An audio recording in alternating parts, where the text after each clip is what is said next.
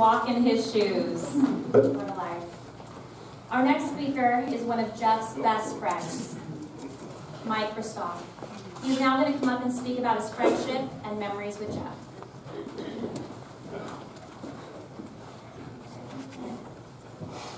Okay, I could not look at those pictures. So I have no idea what you all saw, because I had to turn away because I would lose it. And then I mistakenly turned away and looked at the rest of you crying. So that was my safe spot. At the top of the California pole. And that's what I was staring at for this whole slideshow. Anyway, I want to echo what Charlie said about Jeff being blown away by seeing everybody here. But I also want to say he'd be totally freaked out. Because early on in our friendship, I was talking to Jeff and I said, I love to bring people together from different parts of my life and have them meet each other. And he said, oh, he'd hate that. Because you could be different people around different people. And he loved doing that and navigating different people. But it would be like a chemistry experiment on bad, trying to bring them together. So he would be running and hiding, I think. He was scared at this point because he just liked to navigate differently with different people. And when I first was getting to know him, and I became friends with him, good friends starting 2004, 2005, I saw him as being kind of a chameleon, and I thought, like, maybe this guy doesn't really have a sense of self because he could so easily be around and reflect different people. But I quickly became to understand this person had a very, very deep sense of self. And you may hear me repeat deep many times. One of the things I quickly saw in him is a very, very strong soul. It was very much a challenge for him to know how to navigate life, not only to get thrills, but to know how to handle it and hold himself up in it. And I have so many stories I've written down that I'm not going to be able to tell many of them because of time, and there's so much to tell. But I would be concerned about him losing his way on the trail because he would be way ahead of everybody else. And he would figure out the trickiest spots where many of us got lost, who were experienced hikers in the beginning. He also had such a deep skepticism. He was able to read through so much stuff. And let me see if I can tell the story briefly, but there was one point where some friends had this rugby book of French athletes that were players. And we were all looking at it, and everybody was just so thinking, wow, they're so good looking and so amazing that these rugby players are able to be in this homoerotic poses and be so comfortable with themselves. Wow, this French team is amazing. And Jeff said, they're all models. No, they're not all models. Jeff turned to the cover and said, look, French rugby team and their friends. He was able to do it, and I would turn to him often to be able to see through read through the lines, because he was very, very street smart. And he was someone who learned by doing and observing. Our good friend Kevin, he went skiing with him. I was there too, but not skiing with them. He was doing all the black diamonds. Jeff went up with him to do all the black diamonds. After 15 years of not skiing at all, he just went up there, and Kevin was pretty impressed that he could keep up with him, no problem. And when I was talking to Jeff afterwards, he said, yeah, all I did is I looked at his posture, I looked at his shoes, and he just keyed into how Kevin moved. And that was the thing with Jeff. You did learn by observing. And he didn't want to mentor anyone because that's not how he did things. You figured it out for yourself. In some ways, Jeff was very traditionally a macho guy, but with a very, again, I'm going to use the word, deep sense of soul. So, and he needed excitement, as people alluded to. He told me he would eventually get bored of everything. And he gave me the warning that eventually hiking he'd get bored with, and sure enough he did. I loved doing the same trails over and over again, going to the same places, feeling unwanted, one with it, and Jeff was like, it's not new. He needed something new. And as Charlie said, anticipation of the event was just as important of the event. And often we had plans to do something, and I would hear him go, I'm not feeling it. I'm not feeling it. And he'd go back and forth, and then he would say, I'm not feeling it. And finally, we would do it, and he would always have the best time. And as many of you probably have known, which hasn't brought up yet, Jeff had a very reckless streak in him. And I could share 20 stories, no problem, of the situations that Jeff has put himself into. But the one that I think is key and captures it the most, and this is before I knew him, that he told me about. He was in Griffith Park by himself. He climbed up a hill and he slipped backwards, put his arm behind him, and totally dislocated his shoulder. He was by himself, the shoulder was sticking out, he tried to put it in, he was in tremendous pain. But he just kept walking, and it snapped back in. Tremendous pain, just hiked down, drove home, and then went to bed. And I'm like, didn't you see a doctor? No, why would you go see a doctor? Years later. What? It was a manual car. Yes. Oh, and it was a manual car probably, too. Yes. And years later, he went to see the doctor, and they said, you have serious scar tissue there. But he shared that spirit with a lot of our friends in the hiking group, too.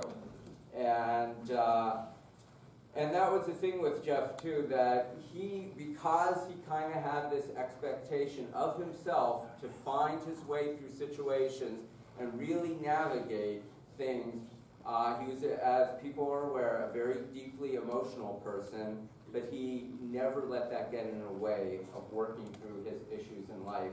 And honestly, he didn't have patience for people who didn't have that reserve within them. So he would disappear on you a couple times, many times on me.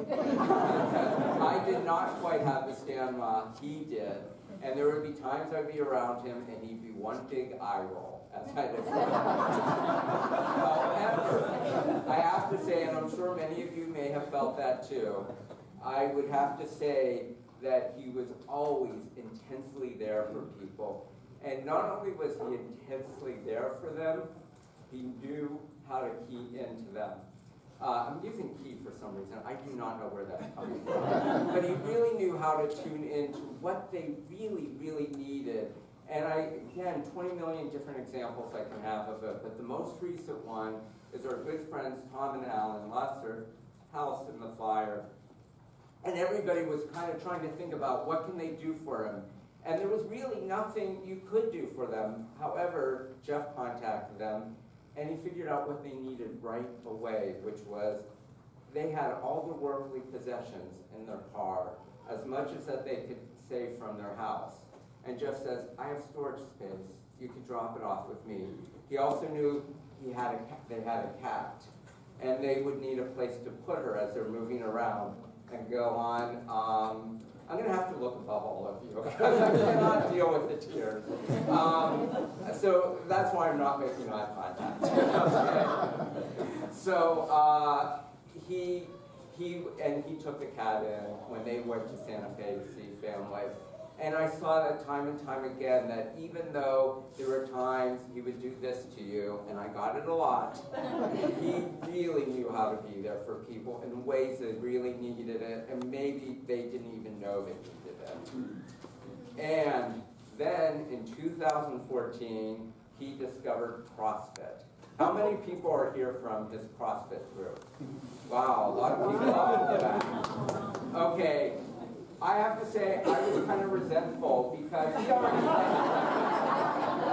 he left it, my buddy abandoned me, he was bored with it, and all of a sudden he found CrossFit and he became a walking infomercial.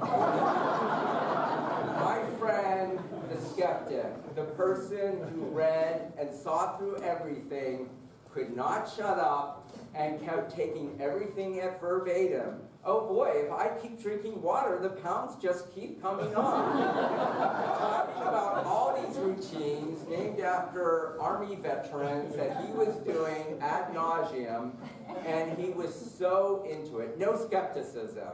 And this was a perfect storm. Okay, CrossFit people, I don't mean to offend you, but you're probably aware that you have a reputation of people pushing themselves too hard and getting injuries. Well, I knew this was the perfect storm for Jeff. Sure enough, the herniated disc, the broken fingers, shin splits, bars hitting him in the wrong places, but he loved it. And that was the thing with Jeff. He would, it wasn't like he liked pain, he didn't. He hated it, but the thrill of pursuing something was so important to him that the pain was not going to stop him. And if he had a goal and he's trying to get something, he was going to still push himself. So it was worth it for him. And it was the first time I heard him say, I think I'm going to do CrossFit forever. So I wanted him to stay with me in hiking, but he found you guys. It made a major difference in his life. So, and then all this came to pass this past year. I spent a lot of time with him when he got cancer, and he said his whole life prepared him for this. It's not like he liked having cancer, but he said he knew how to deal with all the different medications, all the different things that it provided him to do, all the loss of what he used to be able to do, but now he was limited to. He can deal with it emotionally. And he said it's the first time, because of the steroids, he had ever felt paranoia. He never knew what that emotion was. And all of a sudden he's driving down the highway and he would hear sirens behind him. And he's like, oh my God, they're after me. Then he goes, as soon as I could identify that and know that, I'm able to move on. And that's how he was able to do it. It wasn't easy, and he had a lot of sadness. I'd have to say I saw him as a glorious soldier. I'm a guy in that way, but a lot of our women friends saw him at the Getty and they go, oh, Jeff looks so, so sad. And I'm like, oh, Jeff's not sad. He knows how to do it. And I asked him, and he goes, yeah, it is really sad. It is really hard, but the women were able to tune into that. And I'm sure there were guys who did too, but they're the women are the ones who talked to me. So I just wanted to leave with his impact on me. Before I met Jeff, I was kind of on the path of trying not to let my emotions get in the way of me. And just like Kevin, that he observed Kevin's theme, I learned to, and here I gotta watch it because I might get the emotions in the way here, but I learned by observing Jeff. I learned how to reduce the noise in my head, and a quick story I can share with that is 3 years ago I was going to meet our friend Larry at the Great Walk of LA, and as usual I'm in the subway, I'm not sure where I'm gonna come out, on a street corner. It wasn't a big deal. I'm thinking I got to put on Waze and that can be confusing. And then I just happened to look across and see someone on the subway, and I was able to pay attention and go, they're probably going to the Great Walk. And I'm like, I'm going to do what Jeff does. I'm just going to follow them. And sure enough, quieted the noise in my head. I followed them out to the street corner. And then just recently, a couple months ago, Jeff did give me the biggest compliment. He said, yes, the noise has gotten a lot less in your head. I can see that. And so the thing I want to leave with everybody here, this is all very hard for us, losing someone like Jeff. But think of what he went through for his cancer. Think of what he did to manage his life, to always push through and not let the noise get intense. A deeply emotional guy who always could put things in perspective. We could follow his example in dealing with the grief that we are feeling right now in moving on with our lives without him. And he'll still be in our heads. So thank you all for being here, and I'm glad Jeff wasn't here to see this.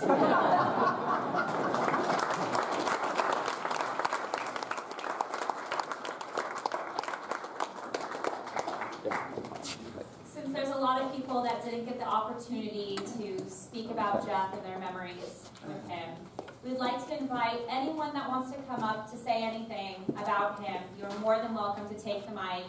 However, we'd like to say, just be mindful of the time, because we could literally be here for a week. So if anyone would like to come up and say how they knew him or a memory of him that they would like to share, we invite you to come up. Anybody?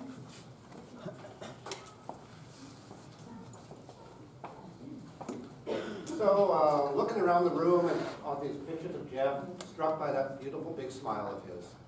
But what's also lacking are those gigantic arms. You know, every selfie, there's Jeff. I could never do it. But my fondest memory of his big arms was we were at West Hollywood for celebrating gay marriage passing. And we had a couple of drinks, we're at a bar, and he looks at this big old gay pride flag and says, I like that. I might have egged him on a little, and next thing I know, giant arms. And now he's got this big gay pride flag to put in his big old pride box at home. And you kind of think about it. Most people, when they swipe something, they're going to run out the door. Not Jeff, it's right here. Let's have another drink. And he enjoyed it. And then marched down the street, waving the pride flag. The best thing about those big arms, they could just give you the best hug whenever you needed a hug and pull you into that chest. And that's what I miss most about my friend Jeff.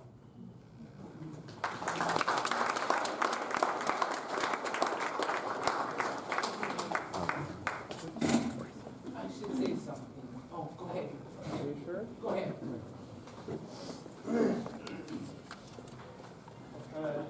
This is short. My flagpole. I don't have to speak now, so I'm fine. The exquisite privilege of knowing Jeff in college. We met at a perfect pace event with a hiking club that he loved to participate in. And the love for the outdoors and for nature is what drew us together.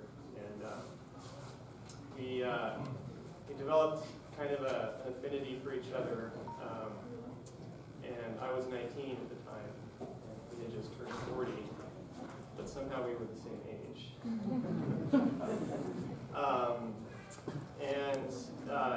It was a brief relationship, just a year and a half of sorts. But during that time, we had amazing experiences together, hiking with a whole bunch of folks who are here. He showed me how to appreciate California wilderness, which is very different than my native Northwest roots. I think the thing that Jeff gave me was, as kind of an insecure young person at that time, a sense of self that was really deep.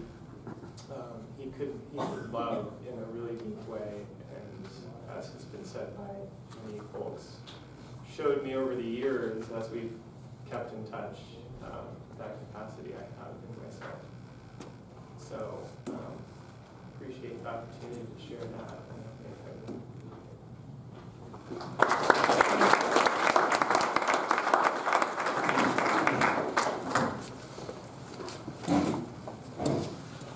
Hi. A lot of you people I don't know, but I've known Jeff since as long as I can remember. We grew up together. He's my brother. I moved to Hawaii right after high school, and I didn't keep in touch with him. The Facebook brought us back together, and the more I look at my life,